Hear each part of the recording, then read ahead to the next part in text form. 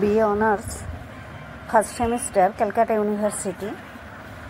বাংলাতে পাঠ্যক্রমের প্রকারভেদ আলোচনা করো। পাঠ্যক্রমকে সাধারণত তিনটি প্রধান প্রকারে ভাগ করা হয়: প্রকাশ্য বা সুস্পষ্ট পাঠ্যক্রম, লুকানো বা অন্তর্নিহিত পাঠ্যক্রম এবং শূন্য পাঠ্যক্রম। প্রকাশ্য পাঠ্যক্রম হলো নির্ধারিত পঠন পাঠন, লুকানো পাঠ্যক্রম হলো স্কুলের সামাজিক পরিবেশে শেখা অনিচ্ছাকৃত বিষয়, এবং শূন্য পাঠ্যক্রম হলো পাঠ্যক্রম থেকে ইচ্ছাকৃতভাবে বাদ দেয়া বা না পড়ানো বিষয়। তাহলে পাঠ্যক্রমের প্রধান প্রকারভেদ কি? এক হচ্ছে প্রকাশ্য বা সুস্পষ্ট পাঠ্যক্রম, ওভার্ট ইমপ্লিসিট কারিকুলাম। এটি হলো নির্ধারিত পাঠ্যক্রম যেখানে শিক্ষার্থীদের কি শেখানো হবে এবং কি ধরনের কার্যকলাপের মাধ্যমে শেখানো হবে তার একটি স্পষ্ট পরিকল্পনা থাকে।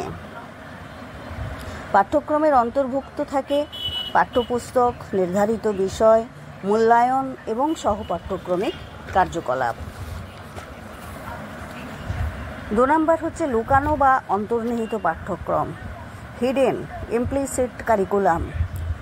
এটি হলো এমন সমস্ত বিষয় যা সামাজিক অভিজ্ঞতা, যা স্কুলের পরিবেশের মাধ্যমে শিক্ষার্থীরা অজান্তেই শেখে এবং যা সিলেবাসে সরাসরি উল্লেখ থাকে না।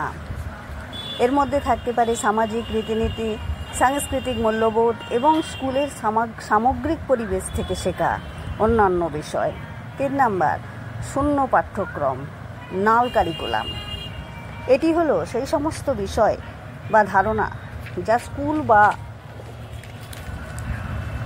শিক্ষক ইচ্ছাকৃতভাবে শিক্ষার্থীদের কাছ থেকে বাদ দেন বা শেখান না।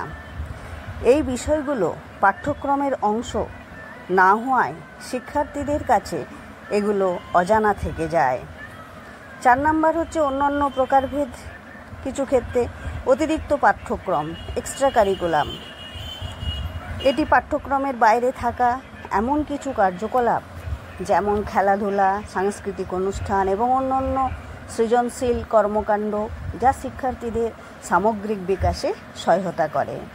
সমন্বিত পাঠ্যক্রম, ইন্টিগ্রেটেড কারিকুলাম, যেখানে বিভিন্ন বিষয়কে একত্রিত করে একটি সামগ্রিক ও সমন্বিত পদ্ধতিতে উপস্থাপন করা হয়, যাকে শিক্ষার্থীদের মধ্যে একটা সামগ্রিক ধারণা তৈরি করা যেতে পারে।